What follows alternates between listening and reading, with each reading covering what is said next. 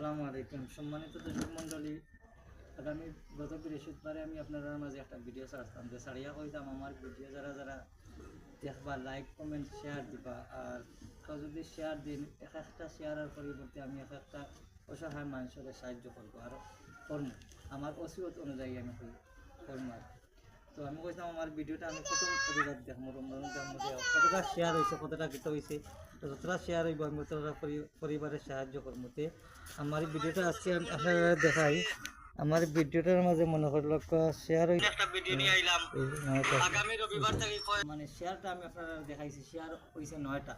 তো এই হিসাবে তো আমি 9টা পরিবার দিতাম না, ইনশাল্লাহ আজকে আমি 15টা ফ্যামিলিতে মানে আমার ওষুধ অনুযায়ী আমি যতটুকু আমার ওষুধ আছে আমি দিয়া। আর ওদের আমি মনে করলাম আমি ব্যবস্থা করছি বা আনছি। এখন আমি কিতা কিতা দিয়ার আপনারা দেখাই। দিয়ার মনে লক্ষ্য পয়লা আছে, মনে করি লক্ষ্য মুড়ি হয়ে 1 কেজি। এরপরে আছে আপনার আলু 1.5 কেজি, ডাইল 1 কেজি, পেঁয়াজ 1.5 কেজি, আপনার চানা 1 কেজি, সয়াবিন তেল 1 লিটার আর চাল 5 কেজি।